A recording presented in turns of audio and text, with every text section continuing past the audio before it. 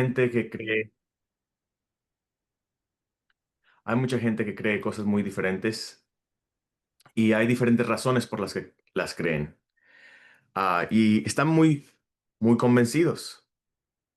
Hay diferentes razones.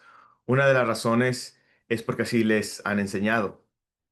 Ah, Crecen escuchando una doctrina, crecen creyendo de cierta manera y por eso creen lo que creen. Tradiciones o costumbres o porque han repetido lo mismo toda la vida, llega a ser verdad para ellos. Y se puede decir en unas palabras, así me enseñaron mis padres, o así yo aprendí en mi iglesia, o mis abuelos pensaban así, entonces debe de ser verdad. Y Jesús enfrentó gente que pensaba de igual manera, y él estaba tratando de traer algo diferente y que no la gente a las que le estaba hablando no le podía creer. En Marcos 7:9 Jesús habla de este punto y les dice, invalidáis el mandamiento de Dios para guardar vuestra tradición. Dice así, invalidáis el mandamiento de Dios para guardar vuestra tradición. Jesús está aquí hablándole a un grupo de gente religiosa que habían aprendido ciertas costumbres de otras personas que se suponía que eran hombres de Dios. Entonces, como ellos tenían esa tradición, esa manera de pensar, y creían que su manera de pensar era correcta, los ponía, sin que ellos lo supieran, en contra de lo que Dios quería para sus vidas. Creían las tradiciones y como les fue enseñado por otras personas, más que lo que la manera que Dios quería que hicieran las cosas. Y eso da mucho miedo, eso. Y yo lo he notado aún en mi vida, cuando yo me he acercado a Dios y Él me ha demostrado cosas que yo creía antes, que aprendí por tradición, que aprendí de un libro, que aprendí de diferentes cosas. Cuando apenas empecé este camino, Dios tuvo que quitarme muchas cosas que yo pensaba que estaban correctas, que yo pensaba que eran correctas, porque así fue enseñado, porque así crecí. Y lo que da terror es que si uno continúa siendo enseñado o creyendo las tradiciones, las maneras o que creemos más lo que pensamos de lo que nos dice la Biblia o que nos habla el Espíritu Santo, nos puede llevar a un camino incorrecto. También, o sea, otra razón por la que la gente cree incorrectamente son sus experiencias. Por ejemplo, dicen, yo oré por un trabajo y me dio el trabajo, ¿verdad? O yo oré por esto y vino a pasar. Entonces mi fe debe estar correcta, mi fe en mi doctrina debe estar correcta. Yo pienso de esta manera y como yo oré, entonces mi doctrina está correcta. Y usan la experiencia como prueba absoluta. Por ejemplo, hay unos narcos que oraban para que Dios los ayudara a pasar ciertas cosas a través del puente, ¿verdad? Y ellos no creían en la Santa Muerte, sino creían en Jesús. Y ellos, cuando uno trataba de razonar con ellos, pues ellos dicen, no, yo siempre que oro, paso ahí y Dios me ayuda. Su doctrina estaba torcida porque la estaban basando no en la palabra de Dios, no en lo que el Espíritu Santo enseña, sino en su experiencia personal. Yo cuando oro me sale bien, cuando tengo que pasar cosas por el puente. Pero cuando no oro, ahí sí me salen las cosas mal. Esa vez no oré y pues me cacharon.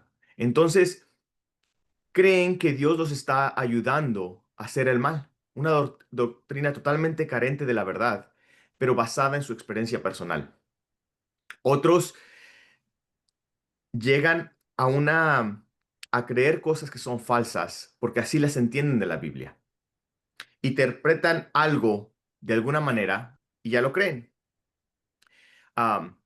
primero, cuando lo basas en tus experiencias o cuando lo pasas en tu propio entendimiento, llegas a un camino que no es correcto. Dice Proverbios, la Biblia en Proverbios capítulo 12, dice así: hay camino que parece derecho al hombre. Fíjate que sí parece derecho. Hay camino que parece derecho al hombre, pero su fin es camino de muerte.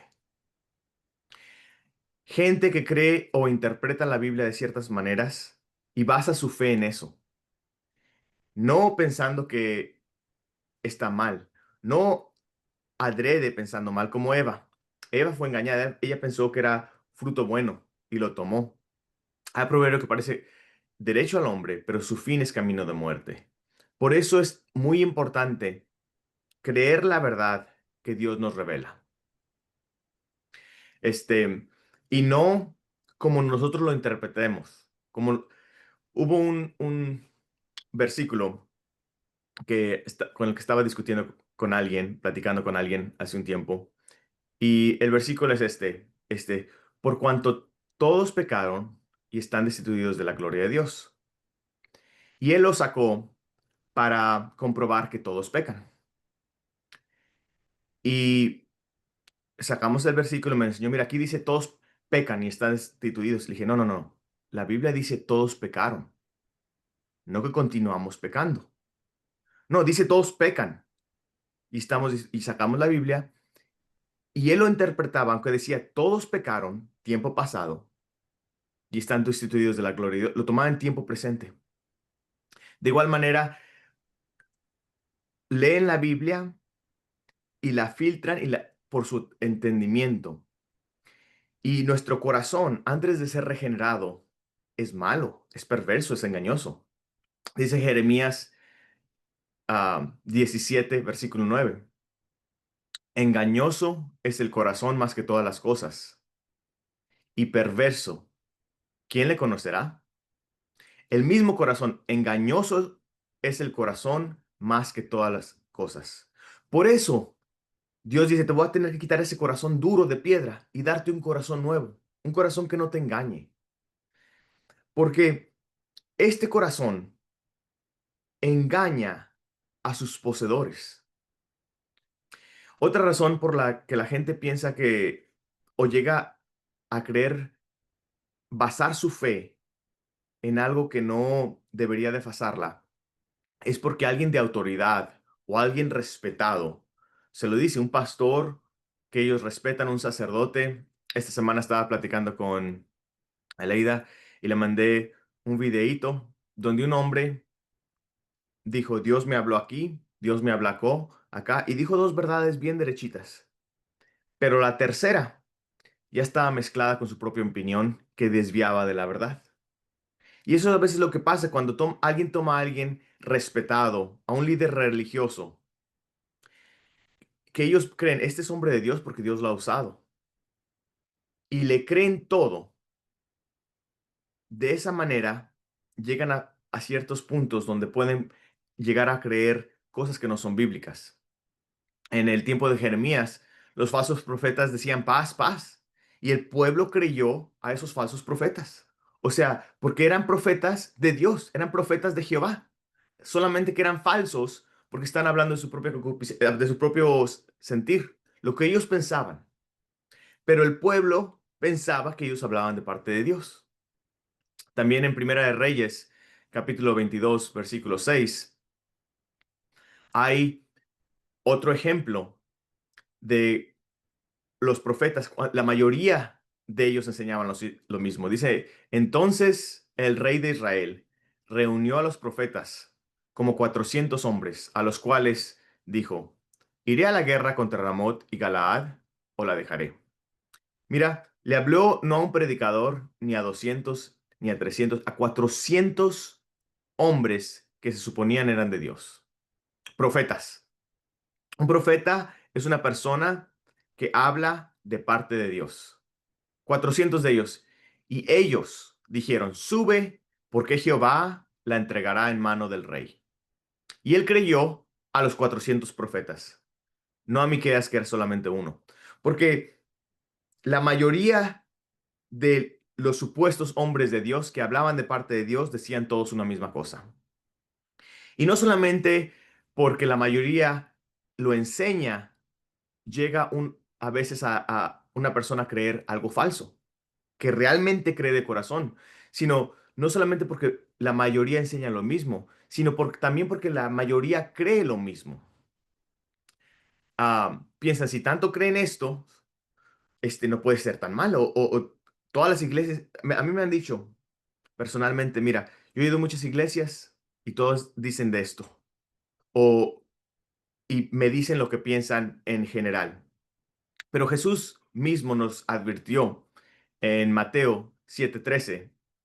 Pero dijo Jesús, porque ancha es la puerta y espacioso el camino que lleva a la perdición, y muchos son los que entran por ella. Ancha es la puerta y espacioso el camino. Todos caben por ahí, que lleva a la perdición. Y muchos, muchos son los que entran por ella. Entonces no podemos basar nuestra creencia por lo que nos enseñan, ni por lo que la mayoría se predica, ni aún por nuestras emociones, nuestro por corazón. Fue este miércoles a una iglesia y se cantos muy que tocaban al corazón, mucha emoción, muchos que apelaban a la emoción de la persona y hablaron de Dios quiere dar un futuro y por cosas que a la gente le gusta escuchar. Y eso es muy importante que pongamos atención a eso porque en la Biblia nos advierte de en estos últimos tiempos iba a pasar algo así. En Timoteo, segunda de Timoteo 4, versículo 3 y 4 dice así: se amontonarán maestros conforme a sus propias concupiscencias y apartarán de la verdad el oído. Se amontonarán, ve que van a ser muchos maestros conforme a sus propias concupiscencias. Maestros que les digan lo que Dios quiere escuchar. Puedes seguir así y Dios como quiera te ama. Puedes continuar así y no te preocupes, vas a ir al cielo. Van a amontonarse la multitud de maestros que van a dejar a la gente así, igual siendo pecadores y una experiencia radical en sus vidas. Pero por culpa de la gente que solitos apartarán de la verdad el oído, no van a querer escuchar la verdad. Entonces, como pueden ver, hay muchas razones por las que la gente puede ser engañada o creer algo que no es falso. En Mateo 24:24, dijo Jesús, se levantarán falsos cristos y falsos profetas y harán grandes señales y prodigios, de tal manera que engañarán, si fuere posible, aún los escogidos. Se levantarán falsos cristos y falsos profetas. Profetas que es posible pueden hacer grandes señales y prodigios. Profetas que Dios a lo mejor lo está usando. Y el punto que quiero llegar es que hay muchas razones por las cuales una persona puede tener fe, pero su fe está basada en algo que no es verdad. Es como una persona que quiere cruzar el hielo, un lago hecho y lo ve, y él cree que puede cruzarlo y no se va a caer. Y lo va cruzando y de repente se cae, se hunde y se ahoga. Pues él creía que el piso de hielo no lo iba a estancar. De igual manera, hay gente que cree que, que puede cruzar la calle y no lo van a atropellar. Y va cruzando la calle y de repente pensaba que iba a poder cruzar, aunque él creía que podía llegar a cruzar la calle y ganarle al carro, no pasó así. Lo que estoy tratando de decir es que porque uno crea algo, no lo hace verdad.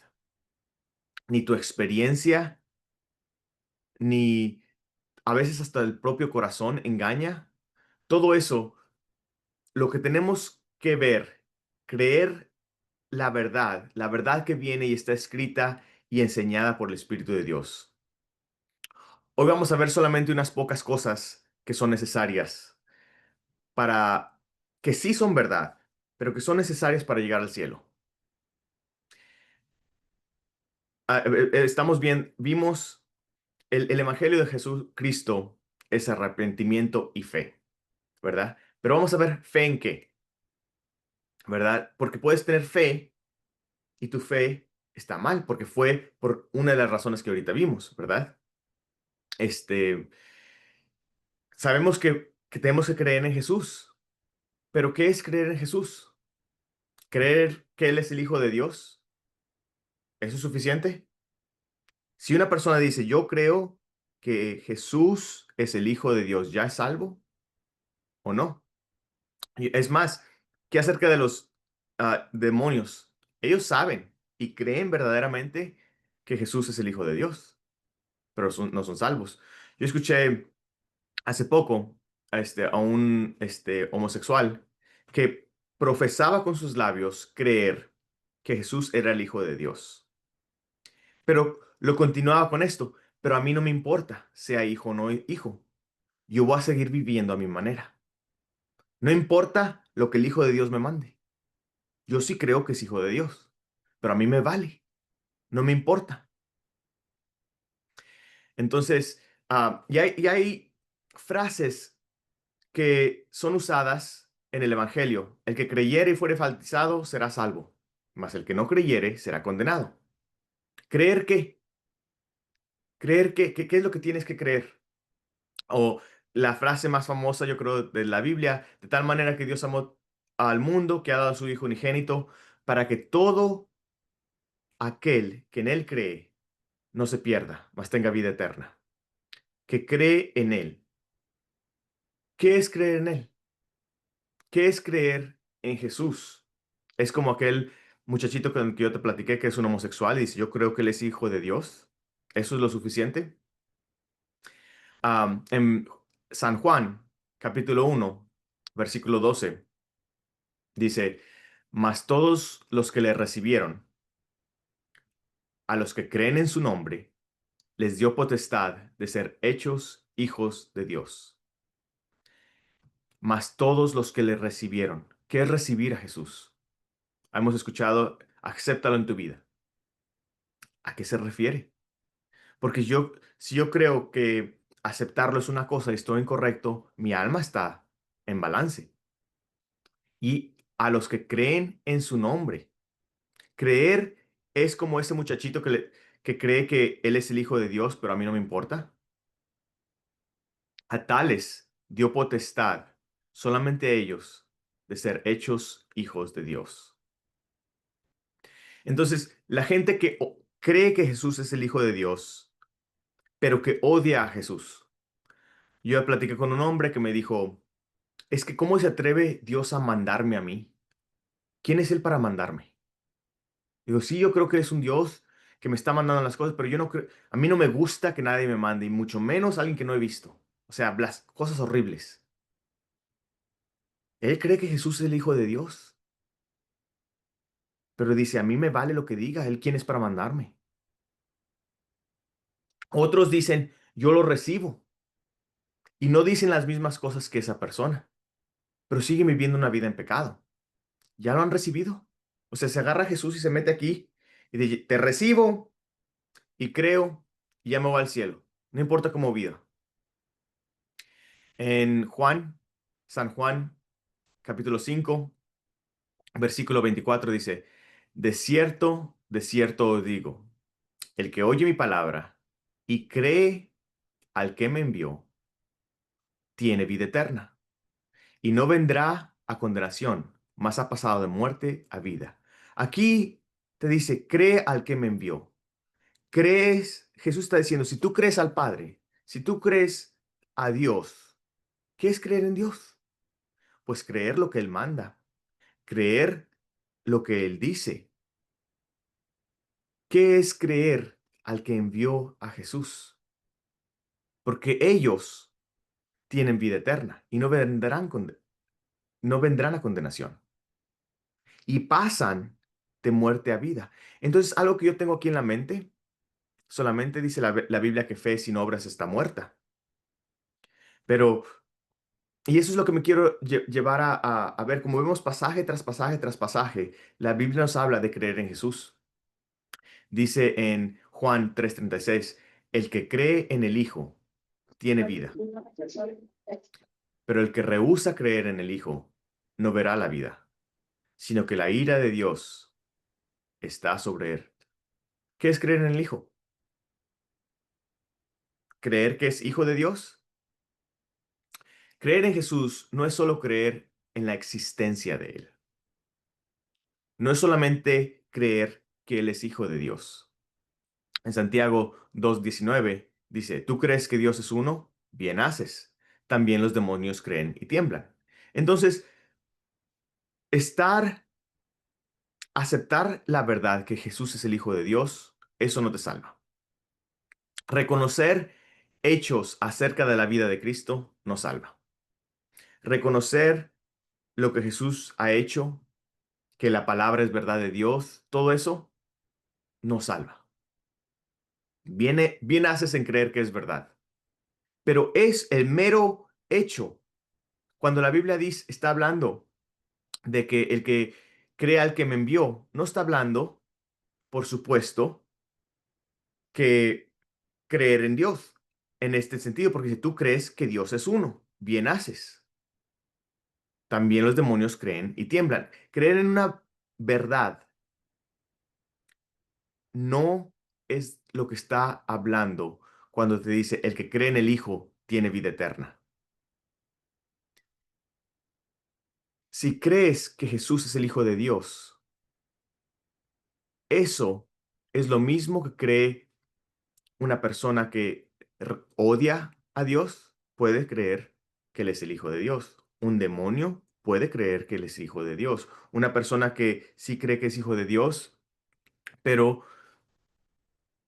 no lo obedece. Y tú podrás decir, pero yo no lo odio. Pero ese hecho de solamente aceptar y estar de acuerdo que Jesús es el Hijo de Dios no es la salvación que salva. Otra vez en Primera de Juan, versículo 12, dice así, no digo San Juan 1:12 dice, lo acabamos de leer hace ratito, mas todos los que le recibieron, a los que creen en su nombre, les dio potestad de ser hijos de Dios. Creer en su nombre significa recibirlo como Señor y Salvador. Mas todos los que lo recibieron, ¿recibieron qué? Lo reciben como Señor y Salvador de la vida. Vamos a ver esas palabras más. ¿Qué es ser un Señor?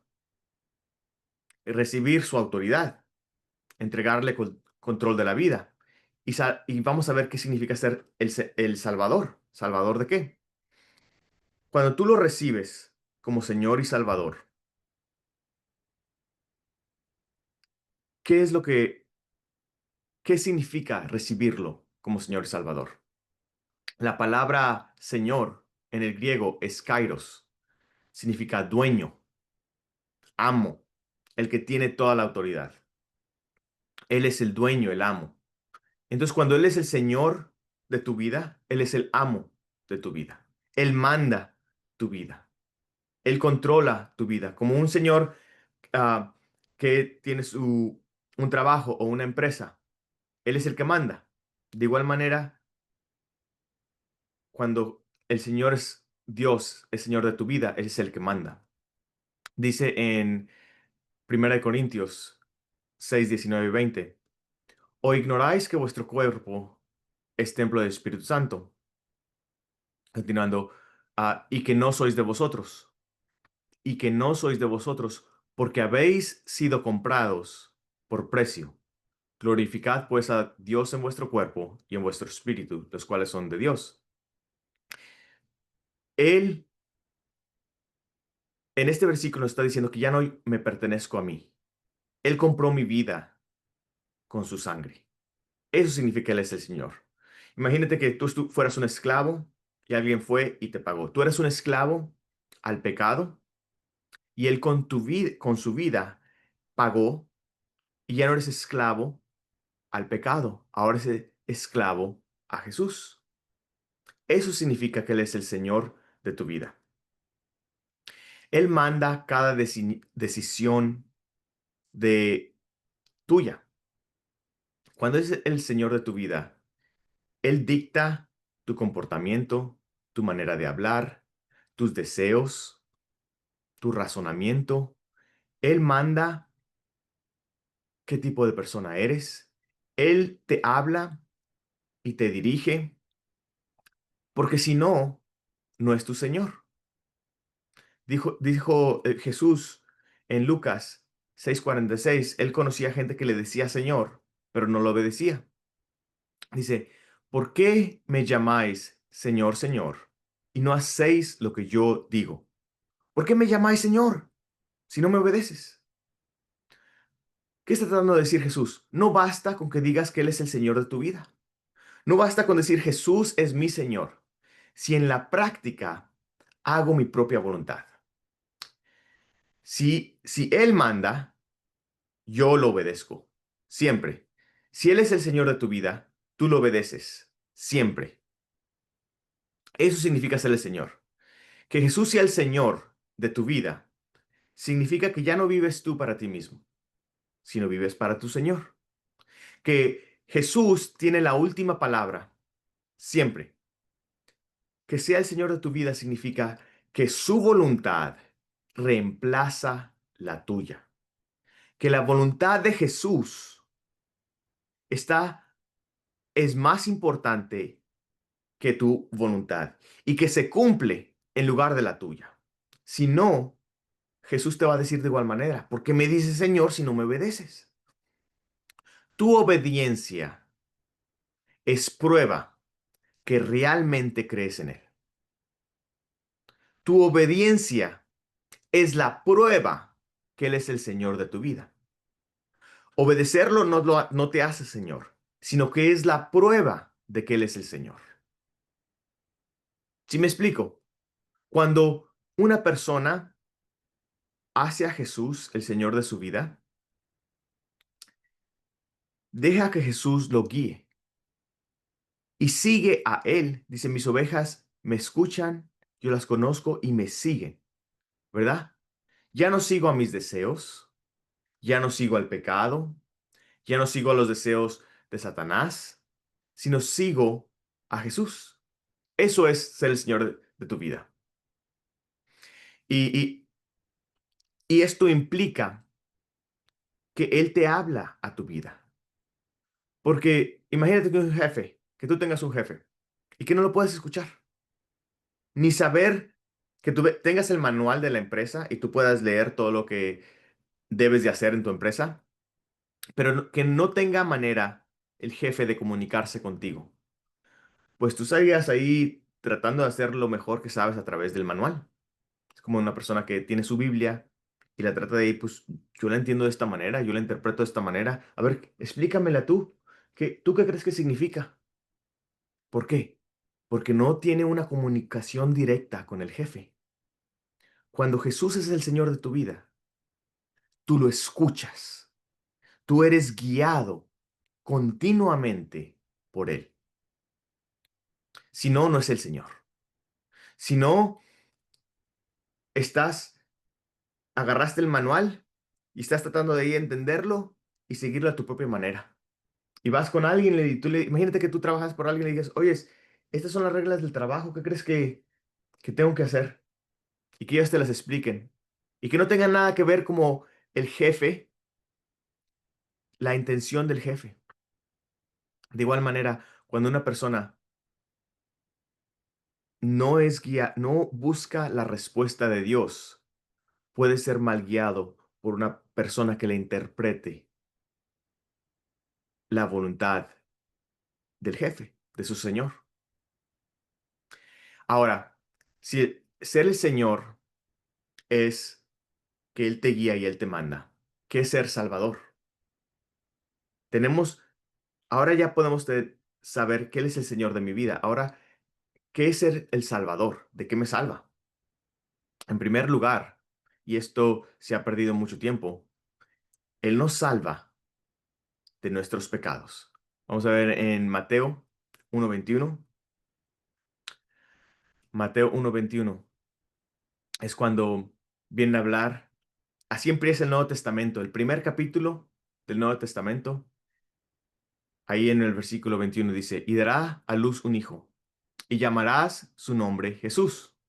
¿Por qué? Porque él salvará a su pueblo de sus pecados. No solo del castigo del pecado, del poder del pecado. Él salvará a su pueblo de sus pecados. Una vez yo leí este versículo con una persona y lo leímos y le dije, ¿qué dice aquí? Y dice que Jesús, porque Jesús me salvó, ya no me voy al infierno. Dice, no, no, no, dice que aquí en este versículo, sí es cierto, que cuando crees en Jesús ya no vas al infierno, pero ¿qué dice aquí? Porque Él salvará a su pueblo de sus pecados. Oh, que ya no va a ser condenado. Bueno, es verdad que cuando una persona cree en Jesús ya no es condenado, pero este versículo, ¿qué dice? Y nos tardamos 3, 4, 5 veces para que pudiera quitarse todas las maneras de pensar que Él traía. Y poquito a poquito le fue iluminando Jesús, la razón por la cual se llama Jesús, porque Él salva a sus pueblos de su pecado. ¿Cómo nos salva? Bueno, si un esclavo al pecado necesita que alguien lo ayude, eres esclavo, significa que tu Señor es el pecado, que tu Señor no es Dios, porque no estás haciendo los deseos de Él. Por eso Jesús dijo, los deseos de tu Padre queréis hacer. El pecado es tu Señor y de esto te salva, del poder que tiene sobre tu vida, de la esclavitud, del dominio que el pecado tiene sobre el hombre. Entonces, antes yo era un pecador y pecaba todos los días. Toda persona que está muerta en sus pecados peca y no ha vivido. Necesita que alguien lo salve, porque sigue cayendo y cayendo. Y trata y sigue cayendo. Sigue siendo un esclavo. Necesita, ¿quién me salvará de este cuerpo de pecado? Gracias a Dios que Él mandó a su Hijo para salvarnos del dominio de pecado. Jesús rompe las cadenas. En una ocasión yo estaba hablando con un grupo de misioneros y yo nada más fui ahí a ayudarles. Y se paró uno enfrente y empezó a dar testimonio. Jesús rompe las cadenas. Jesús rompe las pasiones desordenadas. Y empezó a testificar cómo él era un drogadicto y había caído en muchas cosas, había perdido todo, había maltratado a su familia, se había malgastado el dinero, todo lo que Dios había hecho en su vida. Y la gran libertad que había en Jesús y cómo había tratado miles de veces de ser libre, pero nunca había podido ser libre. Y Jesús lo hizo libre. Y en medio mensaje estábamos al aire abierto, agarró un cigarro y lo prendió y empezó a fumar. Ahí del micrófono enfrente. Y se viene otro y se ríe. Oyes, ¿cómo Jesús te va a salvar de la droga, pero no del cigarro? O sea, se veía su hipocresía claramente a todos. Claro, nadie le dijo nada, nadie quería, pues estaba muy emocional el muchacho allá enfrente de lo que Dios le había hecho libre, pero todavía estaba encadenado. Antes estaba encadenado a las drogas y a la mentira y a muchos otros pecados que tenía. Ahora tenía otras cadenas, pero seguía encadenado. Jesús no le había salvado de sus pecados. Dice, se llamará Jesús porque salvará a sus pueblos de sus pecados. O sea, o te quitó las cadenas o sigues encadenado. Si Él te salva, en primer lugar, te salva del poder y de las cadenas del pecado sobre tu vida. ¿De qué más nos salva? En Romanos 6:23 dice, porque la paga del pecado es muerte, mas la dádiva de Dios es vida eterna en Cristo Jesús, Señor nuestro. La paga del pecado, la ganancia, el salario del pecado es la muerte. Si tú vienes a trabajar a mí y yo te digo, te voy a pagar 1,000 pesos al día y trabajaste por mí 5 días, yo te debo a ti 5,000 pesos, 5 días de trabajo. Esa es tu paga. No te lo estoy dando por caridad, no te lo estoy dando porque te quiero mucho, sino porque tú te lo ganaste. Este dinero ya es tuyo. De igual manera, la ganancia, lo que pertenece a ti cuando tú pecas, es muerte. ¿Qué es esa muerte? Una separación de Dios. Es lo que la Biblia dice muerte, una muerte espiritual. Jesús reconcilia al hombre con el Padre y da vida eterna. Cuando una persona peca, ese pecado separa de Dios. Dice la Biblia, tus pecados te han separado. Los pecados separan. Esa es la muerte espiritual. Entonces, cuando Jesús nos salva de esa muerte. Y podemos ser reconciliados otra vez y pasamos de muerte a vida. ¿De qué más nos salva Jesús? De lo que la mayoría está contento, del infierno. En San Juan, capítulo 3 versículo 18 dice, el que en él cree no es condenado, pero el que no cree ya ha sido condenado. Jesús vino a librarnos del juicio eterno, de la ira de Dios y del lago de fuego. O sea, cuando tú crees en Jesús, la condenación que tú te habías ganado es absuelta. Ya no tienes que ir a la condenación. Entonces, sí es cierto que una persona salva ya no va al infierno, pero de igual manera, una persona salva pasa de muerte a vida. Igual que una persona salva ya no practica el pecado, porque es salvado del pecado. Todo esto es verdad. No puedo solamente escoger una o dos cosas que a mí me gustan. No puedo decir, a mí me gusta que Él me salve del pecado, pero no como quiera mover el infierno, porque eso no es la verdad. O yo no puedo decir, Él ya me ha salvado del infierno, pero yo continúo cayendo en pecado, porque no te ha salvado del pecado. Todo tiene que ser verdad. La suma de tu palabra es verdad. No se pueden escoger dos o tres versículos que se apliquen y me gusten a mí, sino que la suma de la palabra de Dios es verdad. ¿De qué más nos salva Jesús? Dice la Biblia que Jesús está enojado con los pecadores. Salmo 7, versículo 11. Dice, Dios es juez justo y está airado contra el impío todos los días. Todos los días. Un impío es una persona que peca. Un impío es una persona que no es santa, pura y sin mancha, que no camina el camino derecho, que todavía vive para sí mismo. Y Dios está airado. Airado es enojado todos los días. Todos los días. Y esa ira, Jesús vino a salvarnos de esa ira, ese enojo. ¿Quién podrá estar enfrente de Dios que está con ojos de fuego? O sea, que va a consumir a los pecadores. Romanos 5:9 dices, pues mucho más, estando ya justificados en su sangre, por él seremos salvos de la ira. Esa ira venidera nos salva Jesús. Entonces, ¿de qué nos salva? Nos salva de las cadenas. Por eso se llama Jesús. Si alguien te pregunta, ¿por qué le pusieron el nombre a Jesús? Porque Él salvará a su pueblo de sus pecados. Se llama de las cadenas. Te salva de la muerte espiritual. Te salva de la condenación del infierno. Y te salva de la ira de Dios. Dios es santo, justo. Y el pecado provoca la ira de Dios. Y Jesús, cuando tú pasas de muerte a vida, esa ira va sobre Jesús, es aplicada a Jesús.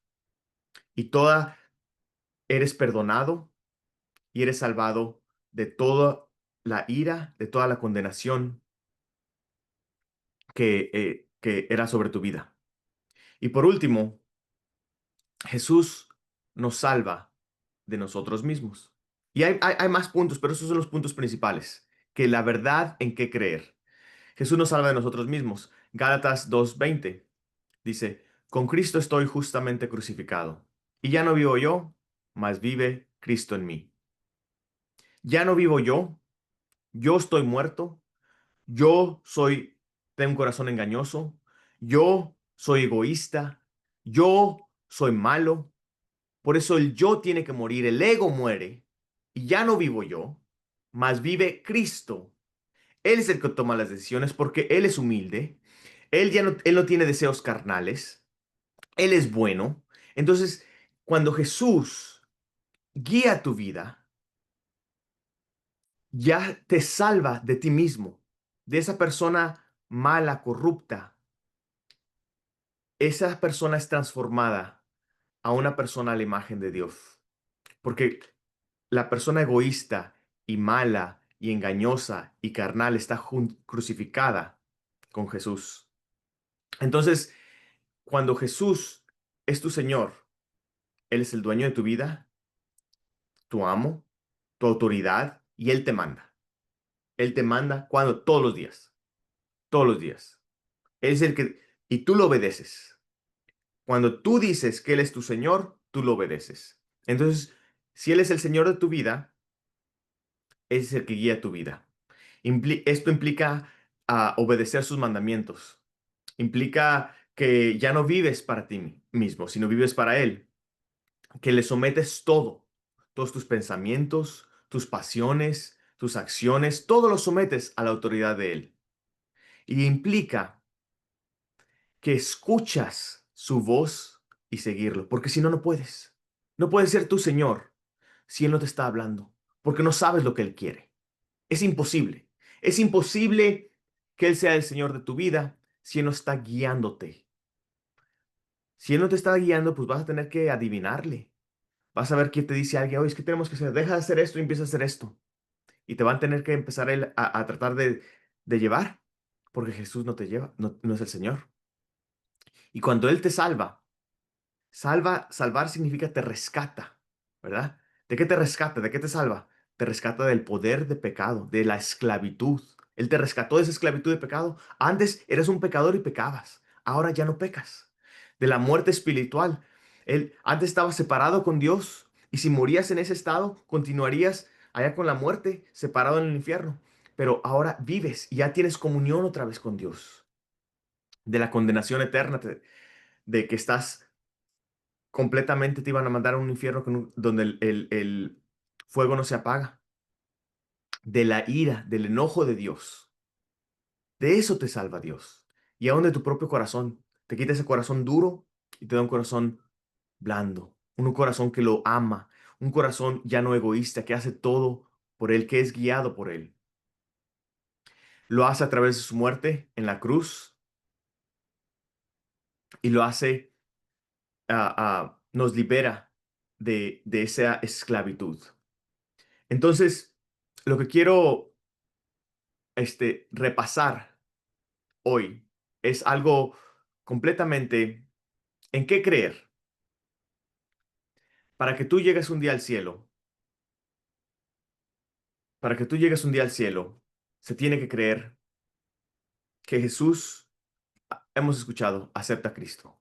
Sí, lo aceptas. ¿Qué significa cuando lo aceptas? Todo lo que lo recibieron. Lo recibes como tu líder, lo recibes como el Señor de tu vida, lo obedeces, Él te manda. Si tú ¿Cómo, cómo puedes saber si tú ya lo has recibido o no? ¿A quién obedeces? Cuando viene un pecado, cuando viene una tentación, ¿obedeces a la tentación o obedeces al Señor? Si obedeces a Jesús, Él es el Señor de tu vida. Si te obedeces a tu pasión, si obedeces a tus deseos, Él no es el Señor de tu vida. Así de fácil. ¿Cómo sabes si Él te ha salvado? Porque mira, cuando te voy a explicar cómo va. Cuando Él te salva del pecado, ya no eres un esclavo del pecado, como ya no eres esclavo, esa separación y te salva de la culpa y de la ira, pues Dios ya no está airado contigo. Entonces ya no estás separado con Dios. Y cuando ya no estás separado con Dios, pues Él ya te puede guiar. Pero si todavía hay pecado, si todavía sigues siendo esclavo, sigues siendo separado. Y si sigues siendo separado, Dios sigue estando airado y enojado contigo todos los días. Y si tú crees, pues yo no creo eso, está bien, tú no tienes que creerlo.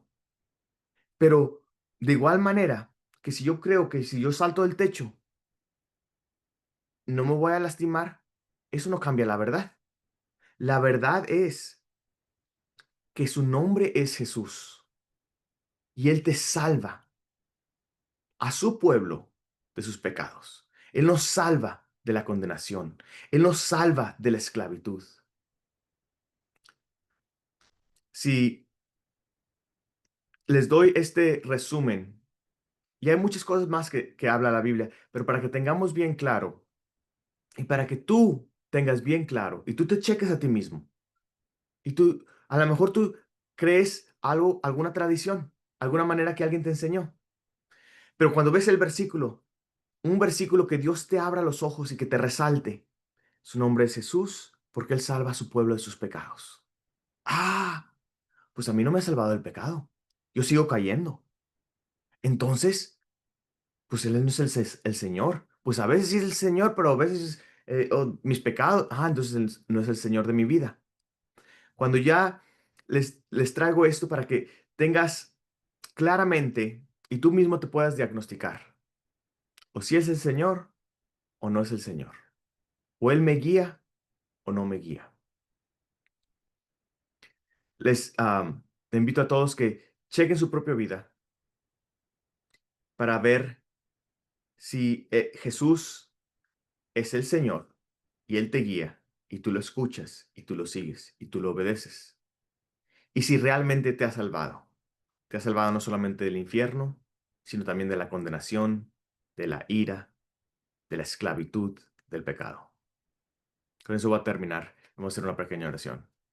Señor Jesús, te doy gracias por tu verdad, que tú nos alumbras. Te pido que por favor nos hables a todos a los corazones, a las personas que hayan escuchado, para que puedan ver tu verdad y que nos seamos confundidos por diferentes tradiciones. Te pido que por favor tú nos hables a los corazones y que este mensaje lo tengamos en la mente, porque un día vamos a tener que darte cuentas a ti. Un día vamos a tener que verte cara a cara.